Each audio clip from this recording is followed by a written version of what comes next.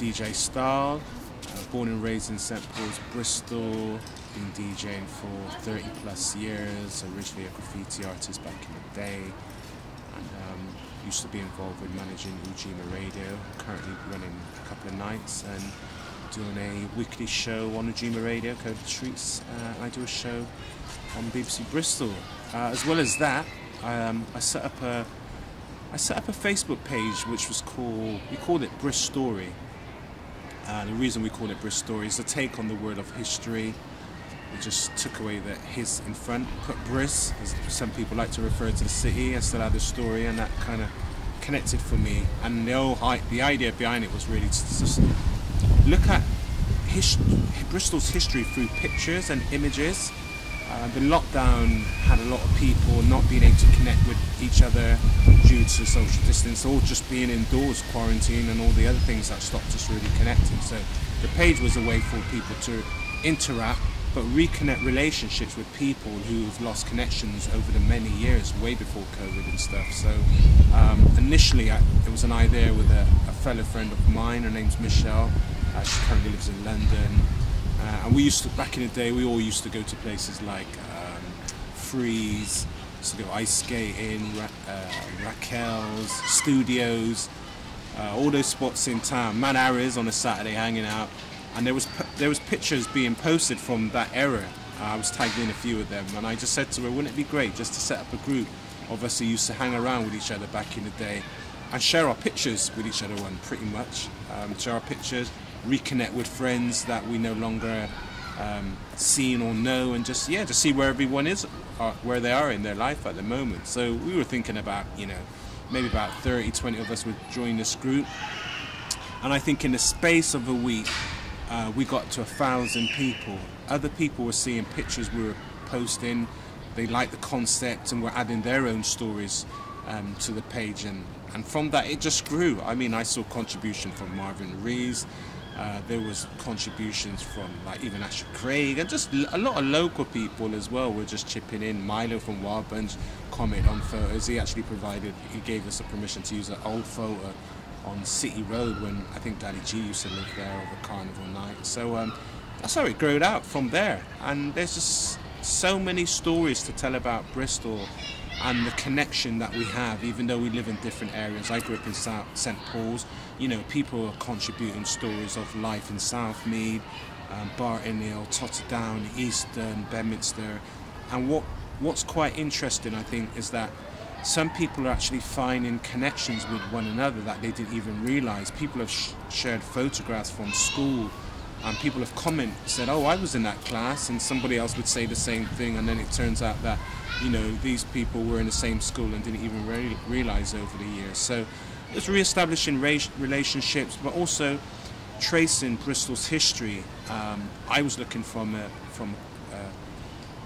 perspective in music and entertainment. That's sort of my big man. How you doing, man? You all right? Yeah. Yes.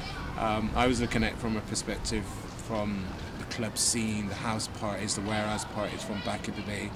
People have been sharing flyers, and just looking how instrumental St Paul's as an area has been for Bristol culturally, musically, from the art aspect, from music, from sound system, from fashion and everything. We always heard about a lot of the negativity talked about St Paul's. As a youngster, when I grew up, people frowned on the area. We were constantly having issues with the police. We didn't really get support from the local council. You go for jobs and put on the application you lived on St Paul's, you're not going to get that second interview. That's how life really was. It's no exaggeration. It wasn't an easy upbringing in this area, but what was quite interesting, that it was a magnet for people to come for different reasons, and things like St Paul's Carnival was always a way that you would see people from different culture descend on the area and embrace what we was doing just for that 1 year, and then for the next year it's just left to its own devices. And I always found it interesting that how comes people love the area for 1 day. So yeah, I just always found it interesting, we get this love and support for 1 year only, and then the area is then criticised for all the different things that the press and the media would like to associate the area. There wasn't always a lot of good things that they would report about, which a lot of good things did happen. People were doing constructive things. The stories just wasn't put out there. So I just felt the platform on the Facebook page, Bris-Story, was a way for us to really pay homage to people who've done great stuff in the area. I mean, we've been losing a lot of people of late as well, you know. I think it's just important that we honour and celebrate some of the heritage that's happened in the city, and St Paul's has been a central point for a lot of what's happened, but also the inclusion of other areas that have their own history and story to tell. That's the place to do it in the group, and I do hope from that the group will continue to keep telling that stories, because I think there's a generation need to hear about these stories and embrace them at the same time.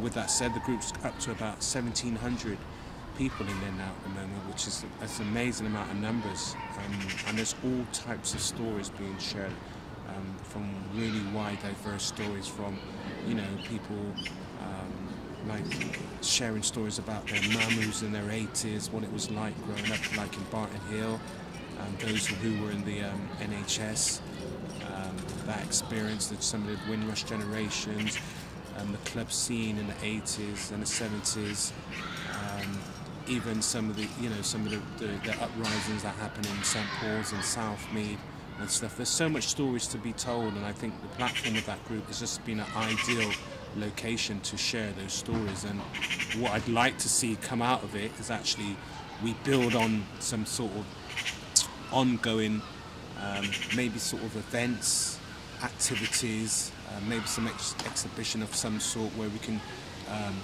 share the information and the images that are in that page and put it into a venue and take it onto a wider scale, but continue informing people about the history of Bristol and the background of the city. So, you know, this is actually a call out for those who really would like to support initiative of this idea. I'm really keen for people to maybe get in contact with myself, DJ Style, at ujimaradio.com. That's on my email. My Twitter is at DJ Style BIG, and yeah, just get in contact with me. Let's have a discussion and talk about how they could see something of this nature being upscale to continue maybe teaching the next generation coming through, and continue to share the story of Bristol, but also include other people to add stories that we don't yet know of, because, you know, today becomes tomorrow's history, and I think it's important that those stories are told by the people who were there and who were part of it.